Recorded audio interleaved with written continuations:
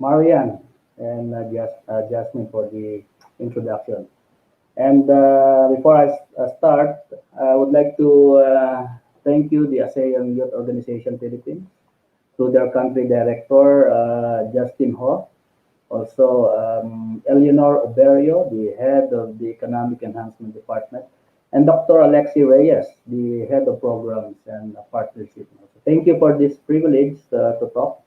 And also would like to acknowledge my colleagues in LIBT, our CEO, Mr. Cesare Papilani, our head of admission, Mr. Awar, our country director for LIBT Bhutan, Mr. Kazang. And with me in the backstage right now is our academic consultant for the Philippines, Mr. Ralph Balmaceda. So on behalf of the London Institute of Business and Technology, good afternoon, everyone. It's really a privilege to be here and talk about a topic of relevance in this time of pandemic. The topic, distance learning.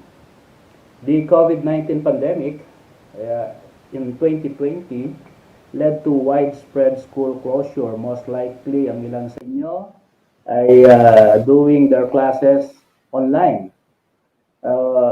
It really meant that more students have turned to distance learning. But do you know that distance learning is actually a learning innovation of the 18th century? Hindi po siya ngayon lang na age of the internet. It started in the 18th century. So that is why I will be presenting the topic, the evolution of academic flexibility. Now, let me go dun sa aking presentation and will put myself at the bottom para makikita niyo ako while I'm doing my presentation. Okay. So, as you can see dito sa slide, this is the history of distance learning. Back in 1728, Caleb Phillips. Caleb Phillips was advertising his teachings on a new method of shorthand. Mas likely, ang ilan dito ay hindi nyo na naranasan yung shorthand. Yung mabilis mo sulat. But in the law courses, mga secretary, they still learn this, yung shorthand. So Caleb Phillips was advertising his teachings on a new method of shorthand in Boston Gazette with the lessons to be delivered via mail on a weekly basis. So what Caleb Phillips did is of greatest merit because he dared to have his lesson sent out to people via courier. Now, in the 1840s, si Sir Isaac Pitman took the idea one step further. In England, in 1840s, ito kita niyo, Pitman shorthand. He was also teaching shorthand via mail. But his students, ito yung difference, innovation niya, would send him a postcard containing their own efforts, which he would correct and send back to them. The Pitman course swelled in popularity, and within few years, the Phonographic Correspondence Society was established to formalize the course on offer. So they're sending the course on phonograph. This society led to colleges, and by 1873, the first correspondence school to operate in the US was found.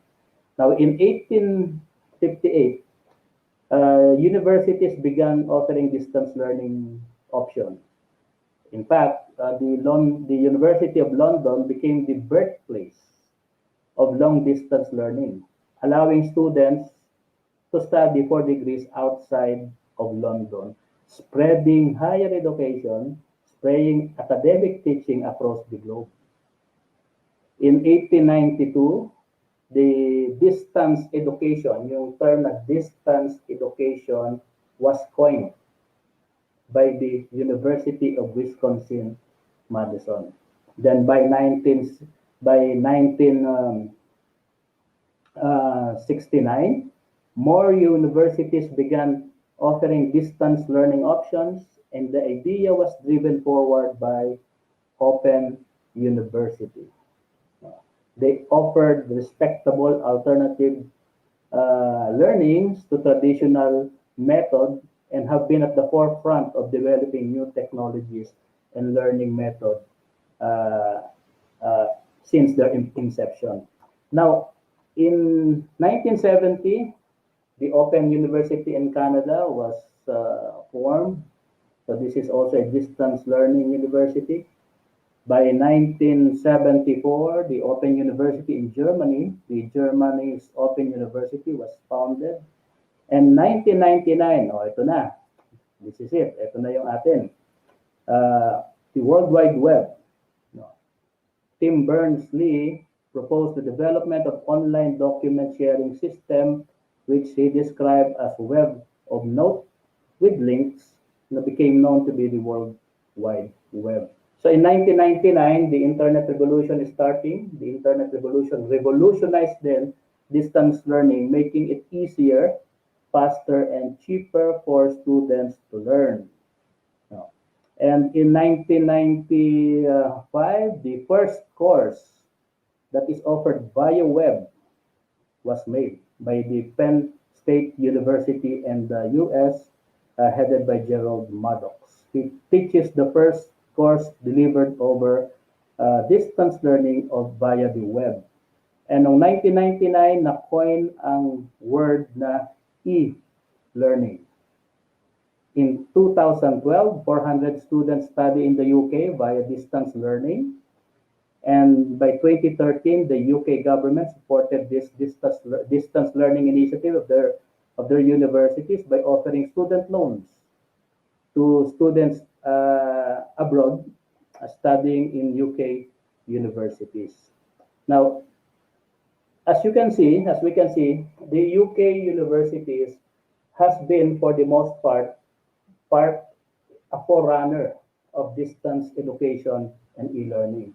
So which is why the distance learning in the 21st century is as conceptualized by our CEO, Mr. Cesare Fataliani, the founder of and CEO of LIBT. He said that his vision is to universalize knowledge transcending socio-economic, geographic, and other limitations. So which is why on January 15, 2020, the London Institute of Business and Technology launched and coined the world's first college as a service platform, giving and sustaining the academic flexibility of students worldwide. So this London Institute introduces the first ever college as a service platform.